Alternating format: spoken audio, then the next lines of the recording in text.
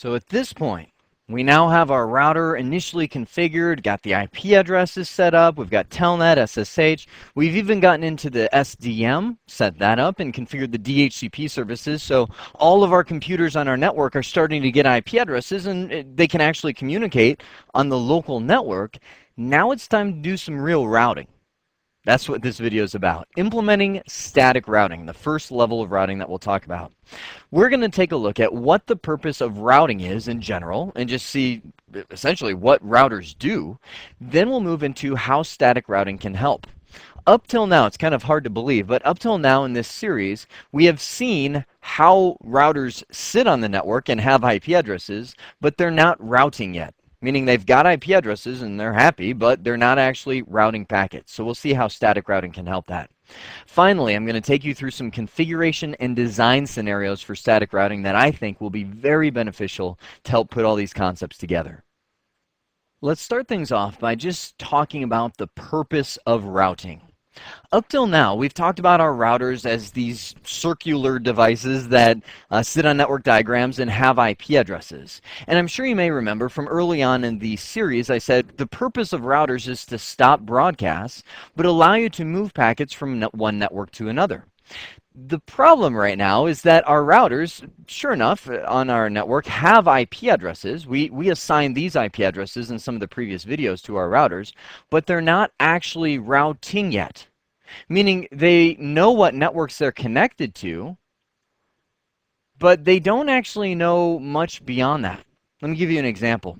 As of right now, in the previous video, we set up a DHCP server, and this client ended up with the IP address 192.168.1.20 from the DHCP server. Now let's just take a look at what this client can really do. I'm going to bring up the window, and let me kind of scoot things around a little bit. There we go. Just so we can see the start menu and stuff like that. I'm going to open a command prompt. I'll just type in CMD in the window here and drag it down. We can see our command prompt. I'll just do an IP config to make sure everything looks as it did last time. Yep, we still got our IP address. We even have a default gateway. Now, if I wanted to, as a client, I could communicate with anything on my LAN, meaning anything that is on the same network as me over... Let me get this down in the window here. Over here. So I could, if there was another device over here that had 192.168.1.50 as its IP address, I could communicate with that because it doesn't require a router to do that. I would just ARP for its MAC address and go straight over there. Now, I can even communicate with my router directly. For example, come back over to my client. I could type in ping 192.168.1.1 and hit enter, and it says, yep, sure enough, I'm getting replies. I can talk to them. If I wanted to, I could telnet to my router, telnet 19... I love Vista in that they don't include a telnet program by default. So I could open TerraTerm on Vista and drag it down into the screen here.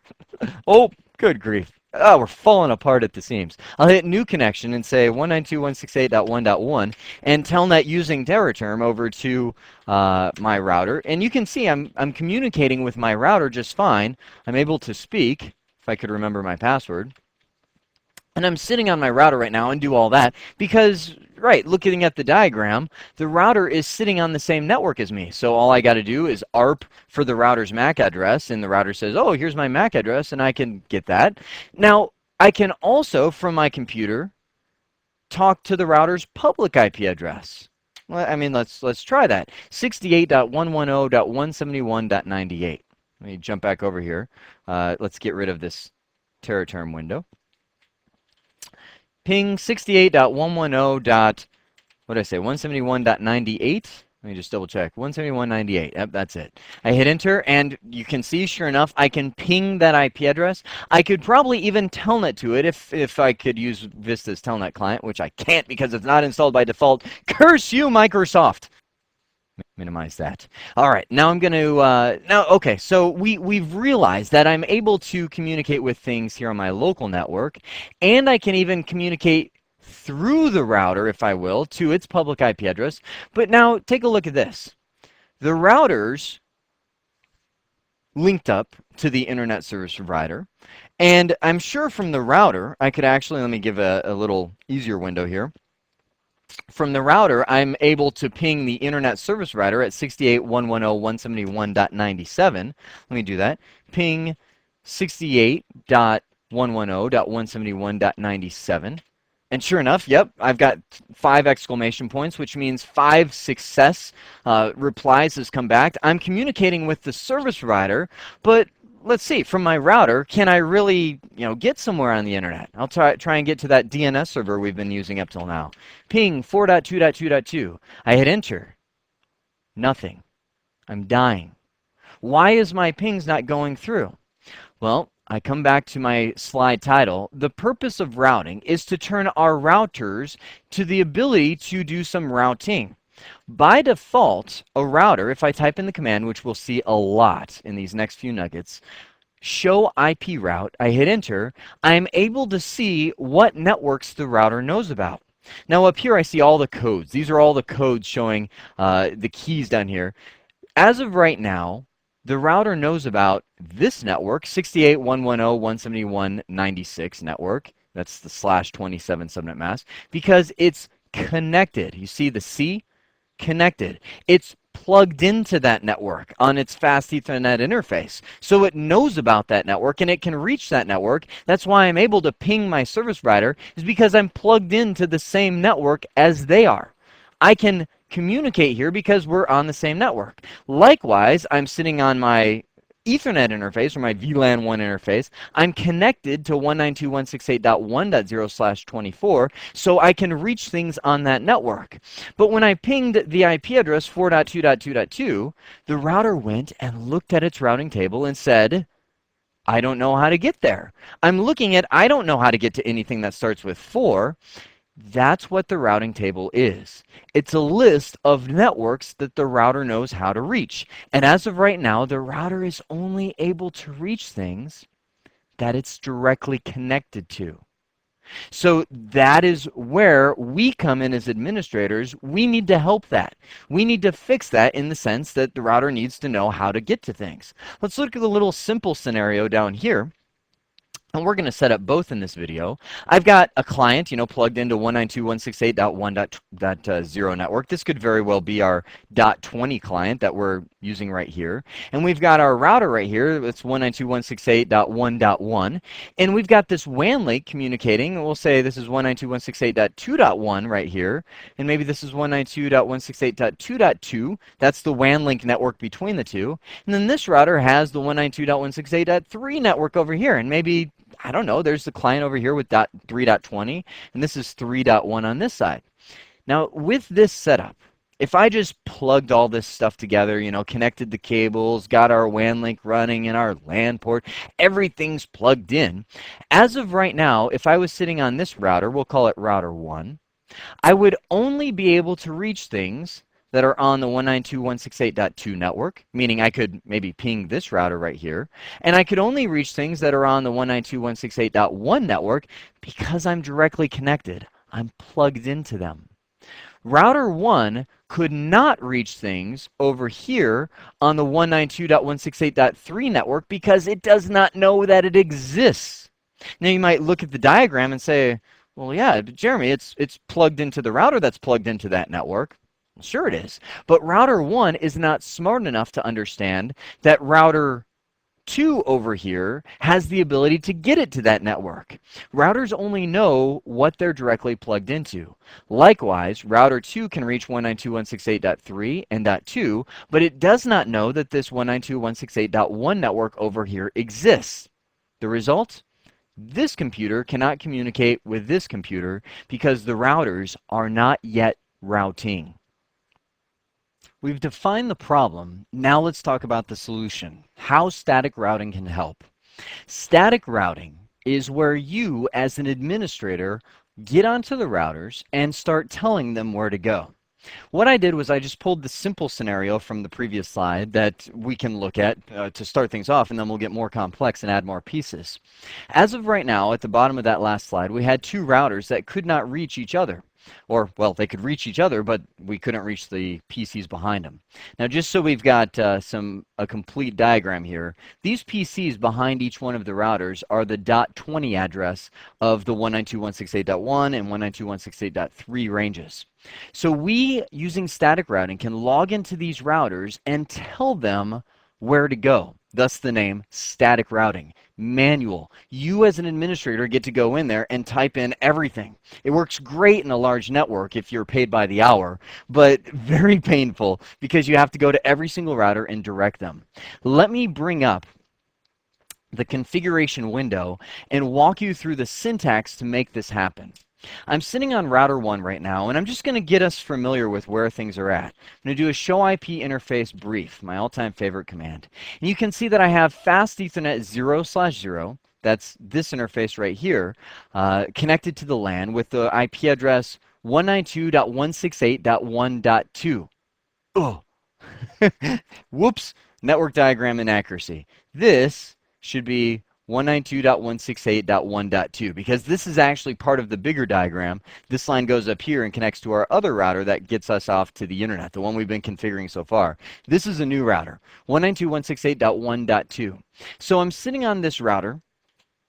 I've now verified the IP address, and I'm very glad I did, to see that this is the .2 of 192.168.1. And if you look at the serial interface, that's our WAN link. We'll talk all about the WANs in a few videos.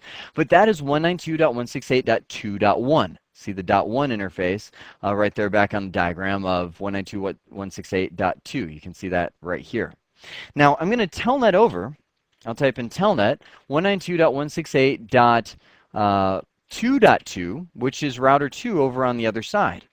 Hit enter, get our lovely logon banner, and I'm going to log in, get into privilege mode, and do some verification there as well. We've got show IP interface brief. I've got 192.168.3.1, which is connected to the LAN interface. You take a look to the right of router 2, the 192.168.3.1 interface that's verified. We've got 192.168.2.2, which is the WAN link that's connecting back over to the other side. And then we've got 3.20, that's a loopback interface. I'll talk more about that later, but that's my way of simulating a PC actually plugged into the port over here because, well, I ran out of computers and I don't have one to attach there, but that will simulate as if there was a PC there and will act as a good way to do some tests. So let's get back over to router 1. I did my Control-Shift-6X.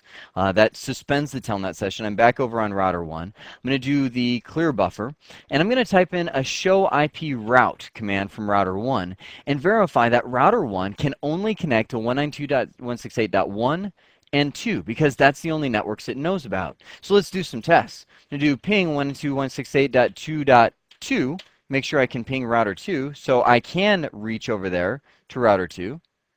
But when I do ping 192.168.3. Well, let's just be basic. Let's do 3.1. That's the LAN interface of router 2. I hit enter and you can see the pings are dying. Because router 1, while it is connected to router 2, it does not know about the 3 network behind it because it's not directly connected.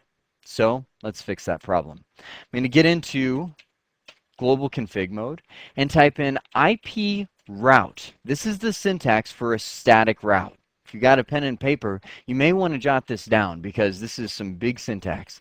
IP route, and I hit the question mark, and it says, what is the destination network you're trying to reach? Well, I'll type in 192.168.3.0. It's asking for the network, not the IP address. I'm saying I want to reach everything that starts with 192.168.3, that whole network. Hit the question mark and it says, what is the mask for that network? And I say, well, the subnet mask is 255.255.255.0. It's a Class C network. And I hit the question mark and it's giving me a lot of options right here. It's saying you can either type in what interface you want to go out to get to that network, or the more common one is what is the next hop IP address to get you there. That's what we're going to use here. I'm going to say to get to the 192.168.3 network, I need to use 192.168.2.2. That is router 2's interface. Essentially, this syntax says, I would like to use something I know about, or am able to reach 192.168.2.2 to reach something that I did not previously know about, 192.168.3.0. Does that make sense? So router 1 is going to go to 192.168.2.2, router 2, in order to reach 192.168.3.0, the network behind it. Now, if we were grabbing a little packet trace here, router 1 would go choo and send a packet over to 2.2 to reach, we'll say 3.1. Now, does router know how to get to 192.168.3.1? You bet it does. It's plugged right into it. Of course it knows how to get there. So router 2 will be able to answer that request. So let's bring our connection back up here. I'll hit enter, hit Control Z, get back to privileged mode. I'm going to first off, type in show IP route on router 1. And you can see that it now has a static route, thus the S, saying to reach 192.168.3.0, I'm going to go to 192.168.2.2. That's router 2 on the other side. So now's the big moment. Let's ping them. Ping 192.168.3.1. Enter. Sure enough, we're now successful, whereas before we failed, because it now knows to get to that network, it needs to go to that next hop IP address. But we're not done. Router 2, unfortunately, does not know how to get back. Meaning, let's do a show IP route on router 2. Sure, router 2 knows how to reach the 192.168.2 network, that's directly connected, and the 192.168.3 network over here, 2 and 3, but it's not able to reach the 192.168.1 network over here on the other side. So let's do a test first of all. I'll do ping 192.168.1.2. And I can tell you this is going to fail because just looking at its routing table, you notice there's nothing in there about 192.168.1, anything. So we need to do the same thing on the other side. Get into router 2, I'll type in IP route 192.168.1.0. That's the network I want to reach with the subnet mask 255.255.255.0 question mark, and I want to use 192.168.2.1 to get there. That is going to be router 2 going to router 1. It's saying, I know how to reach 192.168.2.1 because I'm plugged right into it, but I need to send my packet there because that's how I'm going to be able to reach the 1 network. You seeing how we build this kind of like link by link? Hit enter, and now I can come back, and I'll just even hit the up arrow a couple times, just do a ping 192.168.1.2, and now we are successful. It is able to reach router 1 successfully because it knows how to get there. We've added that entry to the routing table right there. And just so you know, I've got an Outlook reminder popping up in the background to call about my stampstone cracks. Cursed stampstone cracks in the backyard. Sorry about that. So that is the routing table that's reaching between those two devices. We've now implemented end-to-end routing using static routes. Now that was implementing it using 2 routers with 2 networks. That's why static routing is so painful, is because now if you've got more routers or more networks, you have to go network by network by network by network, adding them in one by one. Now that solved one of our scenarios that we saw the issue with, which was reaching between 2 offices, meaning crossing a WAN link to 2 networks behind the office. But there was another scenario on that initial opening slide to the video that showed our router we've been configuring all along, the CBT router. And we said, you know, there's some issues here because, yes, CBT router can ping its ISP.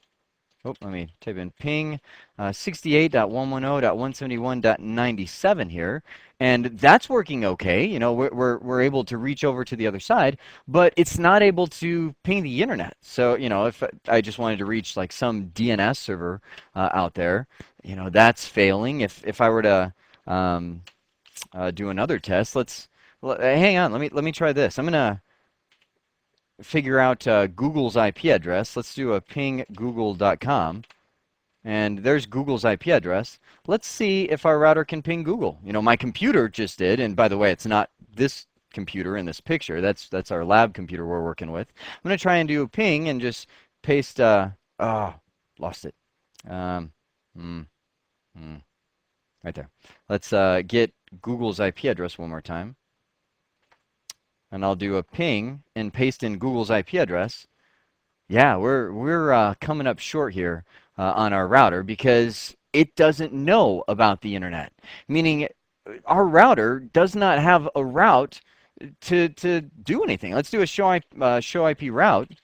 And you can see the only things it knows how to reach is its link to this service provider, that's this network, and its LAN interface, 192.168.1.0. That's this network right here.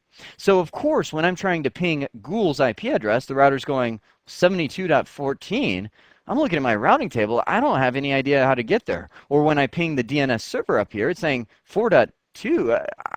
Looking at my routing table, I have no idea how to get there. Now here's the question. How on earth do you come up with a route for the whole internet? There's your paid by the hour, right? Typing in every single network on the internet one by one is statically. Well, thankfully, Cisco has a much simpler way, and this is one of the big areas static routes are used all the time. It's known as a default route. When you go into a router into global configuration mode, you can configure a default route that tells the router, you know what, router, anything that you don't know how to reach, go ahead and send it over here. It's kind of like, you know how computers have default gateways, and pretty much they say, hey, if there's something not on my network, I'm going to send it to the default gateway. Well, in the same way, routers have default routes that say, well, if there's something I don't know about, if it's not in my routing table, I'll use the default route to get it. Here's how you do it. I'm going to type in IP route, but when it comes to the network I'm trying to reach, the network will be all zeros.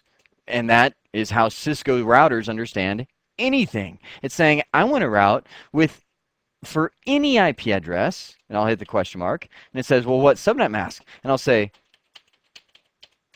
any subnet mask will go to, and now it's going to know, well, where do I send this to? I'll say send it to the ISP, 68.110.171.97, because the ISP or their router definitely knows how to get to things on the internet. That's what ISPs do.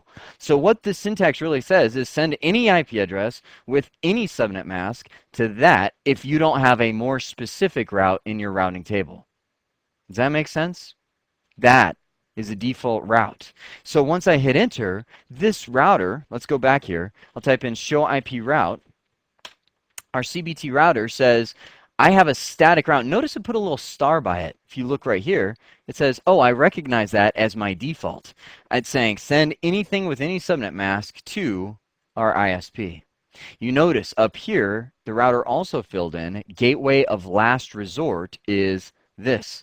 If we looked at our routing table beforehand, before we typed that command, it said it wasn't set. I don't know. Well, I don't know what my last resort is. So, you ready to test it? I'm going to see, it's so exciting to me when I get to do this. I'm going to ping 4.2.2.2. Think it'll work? I just like building up the anticipation. Look at that. Sweet. We now have a working route to the DNS server on the internet. Hey, let's try Google. I'll hit the up arrow. There it is. There's Google's IP address. And sure enough, Google is responding as well. Not quite as fast as the other one. You can see it took a little more time to get there. But Google is working as well. I can actually go on here and ping any internet address. Oh, sorry, I just had a brilliant idea. Let me show you a command. I haven't showed you this yet. But remember how we can configure our PCs for DNS servers to where, you know, when they want to look up a name like google.com, they can send it to a DNS server and find out what it is? Well, we can configure our routers to do that as well. The command is actually IP name server. And I'll say I want to use the DNS server 4.2.2.2. And that allows our routers to resolve names, so I can actually figure out what IP addresses map to what domain names. Now I'm going to try and type in ping www.google.com. Look at that. Isn't that awesome? It says I'm going to figure out who google.com is using the domain name server 4.2.2.2. That's the public internet DNS server I mentioned about. I can ping cbtnuggets.com. Oh, come on. CBT Nuggets. See, it resolved the name for CBT Nuggets, but CBT Nuggets is very secure, and they have a firewall that blocks people from pinging them. And that, sure, fair enough. I totally understand CBT Nuggets network. You don't want to try and hack in there. Let's see now. Now I can't even think of a name. What's a good name? Let's ping Yahoo.com. You know what? I should make a whole video of just pinging stuff. It's so much fun. You can ping stuff all day, all night. And Friday night, you're sitting there, you're like, what do I do? Ping some domain names. And now we can see our router is routing to the internet. I got to get off this kick. Here's the catch, though. We've got our host right here, which is using this router as its default gateway. What do you think? Will it be able to surf the internet as of right now? I mean, the router says, I will send anything I don't know about to the internet. And this computer right here is saying, well, I'll send everything I don't know about to you. Do you think it'll happen? Well, sure, let's try it. I'm going to go to my PC and open a command prompt. And we were able to ping the 4.2.2.2 from the router, right? We proved that. Let's try it from the PC. I'll do ping 4.2.2.2. Enter. And by the way, I'm accessing this PC remotely. That's why we've got these little jagged things here. I'm using something called VNC. So it's dying. It's not working. Why not? Well, let's do another command. I'm going to type in traceroute, which will show where the computer's sending data to 4.2.2.2. And that will allow the computer to hang there for an extremely long time. Because, God bless Windows Vista, it's trying to look up the name for 4.2.2.2. And that's why it takes so long. So it's saying, I'm tracing the route to 4.2.2.2 over a maximum of 30 hops. Like I'll go through 30 routers to get there. And it's coming up and saying, my first hop, it takes 1 millisecond to get there, 1 millisecond. It actually tests every single hop along the way to see how long it gets there, is 192.168.1.1. Well, if you look back at our network diagram, that's right. Good job, computer. You know where you're going, 192.168.1.1. But when it gets to this router, it dies. Notice there's no times, it's just dying, because it's trying to say, well, where do I go from there? The reason that it's failing is because right now the router is trying to send that IP address out, but you know what the problem is? Recognize anything about that address that just is not very internet happy? That is a private address. Meaning, as this computer is passing through that router, the router is trying its best. It's actually sending that out to the ISP, but as soon as the ISP gets a message from 192.168.anything, it says, you are a private address and I am going to drop you. Sneak peek to a later video. That will require a feature known as NAT. Network Address Translation. You may have heard of that before. We'll be configuring that a little bit later on. Let's just glance back at our computer. You can see it just dies right there. It's not going anywhere. So we know that we are not able to route out to the internet yet, not because routing isn't working, but because that's just private addresses. Okay, this is where things get awesome. We are going to combine the two pieces into one, meaning I've been building piece by piece this network scenario up to this point.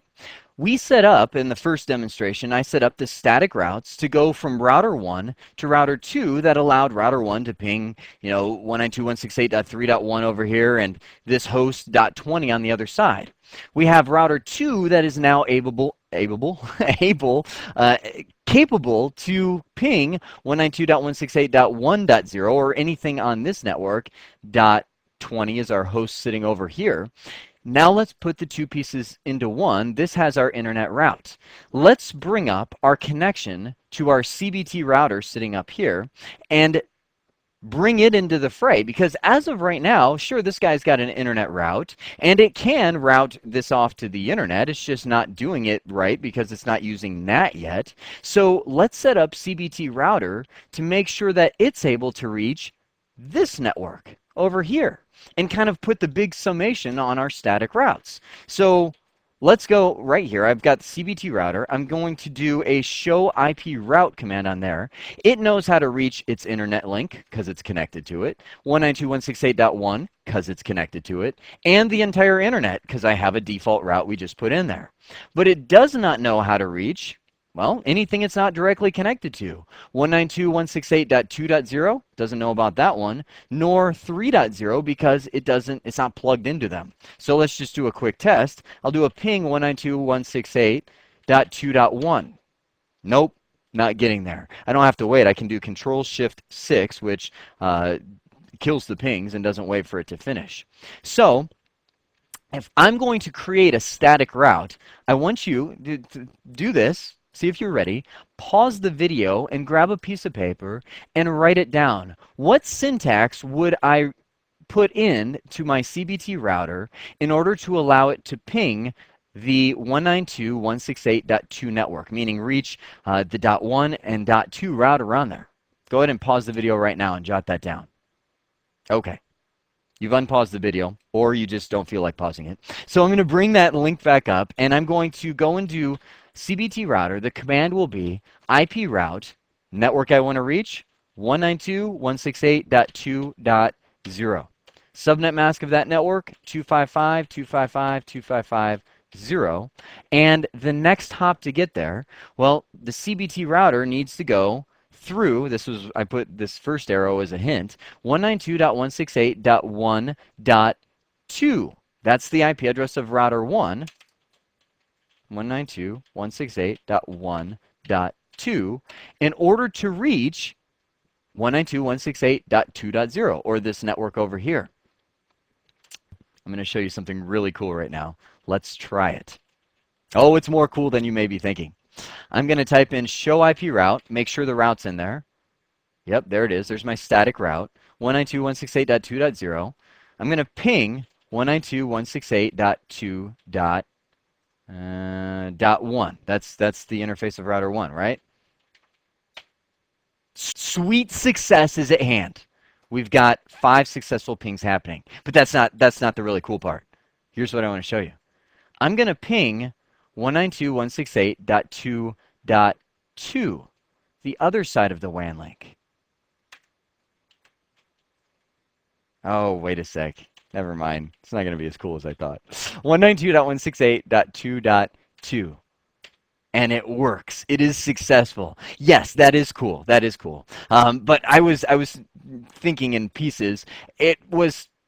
I was hoping it would fail. I know that sounds bad, but I just remembered we already put the route in here to reach 192.168.1.0. We did that early on when we first started doing this. So router 2 knows how to get here. The thing I was going to say was going to be really cool was if this route didn't exist, meaning router 2 did not know how to reach 192.168.1 network, the ping would fail. Not because the CBT router couldn't get there. CBT router, because we added in the IP route command, knows how to get to router 2. It's that router 2 wouldn't know how to get back to the source IP address that CBT router was coming from, 192.168.1.1, without that route sitting in there. But I forgot that we added in that 1.0 route, so it did work successfully. So CBT router is now able to reach this WAN link, 192.168.2.0. What do you think? Can it reach this PC over here? Let's try it. 192.168.3.20. Utter failure. The reason why is, again, we don't have a route in our table for 3.0. We've got 2.0. We can ping the WAN link in that whole network, but we don't have one for 3.0. Let's fix that, and then we'll wrap up static routing. I'm going to type in IP route 192.168.3.0, 255.255.255.0. Oops. Says incomplete because now it's going to say, what is the next hop address that you're going to use to get there? What do you think we're going to use? My word, how do we even see things going on? Clear that off. What? Oh, good grief. I'm losing links left and right. Bah! There. Goodbye. Goodbye. Oh, link failure. So we lost our link. No, but what was I talking about? Oh, what is the next hop IP address? I'm sorry. I get so excited I just freak out and forget everything. I see 192.168.3.0. That's my destination network from the CBT router. But what is the next hop IP address to get there? It is not 192.168.2.2. That is not the next hop IP address. The next hop IP address is again 192.168.1.2. That router is the one that has the route to get you to that router, which is the one that has the route to get you to that network. You see how this routing is a hop by hop by hop thing? So, whoa, my goodness. One more time, I'm going to put in 192.168.1.2, which is router 1's IP address right there. That'll be the next hop route to get us there. Now let's try it again. I'll do ping 192.168.3.20, and we are successful. We are fully routing now through the entire network using solely static routes. Now, that is an awesome way to set up routing. Static routes are very beneficial, but can you see just how much work they can start becoming? I mean, this was in our little network of 3 routers, essentially representing 1 corporate office and 1 branch office right here. Imagine a network like Intel or Motorola or Singular or, name your big company right here that have hundreds of branch offices and hundreds of locations, thousands of locations, millions of networks at hand. Am I being extreme there? Probably. Maybe hundreds of thousands of networks at hand. Are you going to statically set up routes all around that? How about no? That's where the next video is going to come into play on dynamic routing. But for now, we've seen some pretty cool static routing scenarios. Let's wrap this one up. We saw implementing static routing by first understanding the purpose of routing in general. It's to move packets between networks reliably, and the router must know about those networks in order for it to do routing. We then saw how static routing can help. It's where we, as an administrator, can come in and say, to get to this network, you need to go there. And then we manually program every single route that exists in our network. We then saw multiple, I think 3 or 4 total design scenarios and the configuration for each to implement static routing. I hope this has been informative for you, and I'd like to thank you for viewing.